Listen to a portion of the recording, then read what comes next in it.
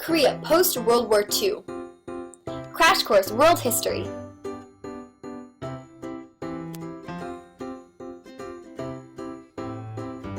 Welcome to Crash Course World History.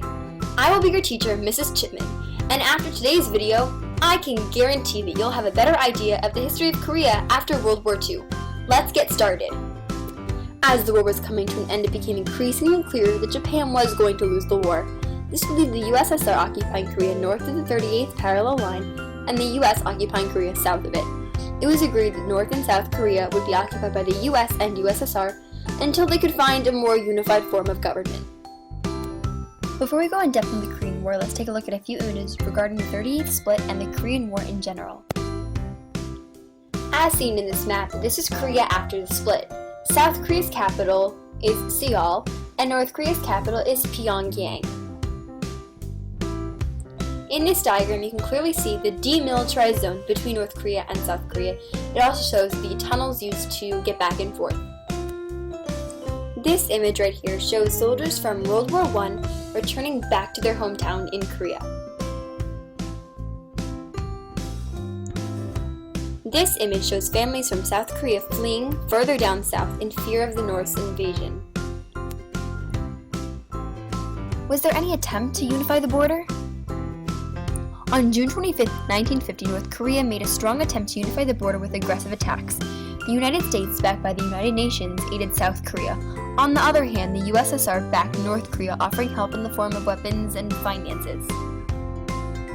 On June 25, 1950, the Korean War began when around 75,000 soldiers from the North Korean People's Army marched across the 38th parallel, attacking South Korea. The United States rushed to aid South Korea, while the Soviet Union backed North Korea. As the Americans were concerned, this was between good and evil, democracy and communism. Truman then entered the war, quoting to Americans, "We are not getting involved in the war. This is simply the United Nations police action." Unified with South Korea, Americans helped to push North Korea back over the 30th parallel. Once they successfully did that, America began to work on a peace treaty. They went to discuss this with North Korea, but China felt that they were too close to them, so they counterattacked in November of 1950. The war continued for 2 more years, and the US practiced a scorched earth policy, dropping bombs all over North Korea.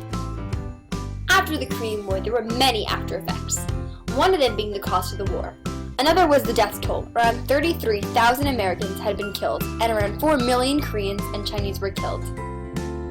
Mrs. Chipman, did anyone even win the Korean War? No specific side won, although both sides suffered and benefited in different ways.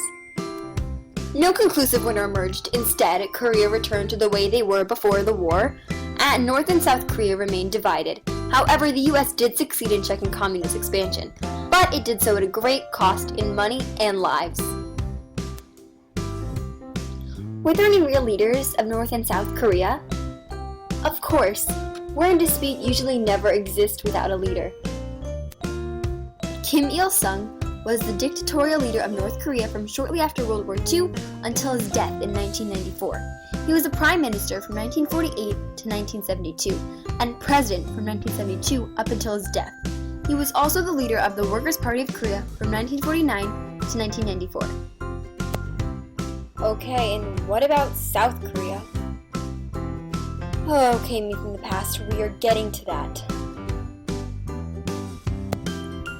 Lee Myung-bak is a Southern Korean politician and businessman who served as the 10th president of South Korea from February 25, 2008 to February 25, 2013. Will North and South Korea ever reunite? What an excellent question. For 62 years, North and South Korea have been divided between a buffer zone that runs along the 30th parallel line and served as a site of many small and large disputes between the countries. Despite thousands of years of common heritage, North and South Korea are not just divided geographically. Over nearly 60 years of separation, their economies and social structures are just completely different. Today, North and South Korea are virtually separate worlds. South Korea is one of the trillion-dollar economies, while North Korea's population still survives on aid. The two nations have different citizen rights, laws, order, economies, societies, and daily life. Thanks for tuning in to another episode of Crash Course World History. Created using Powtoon.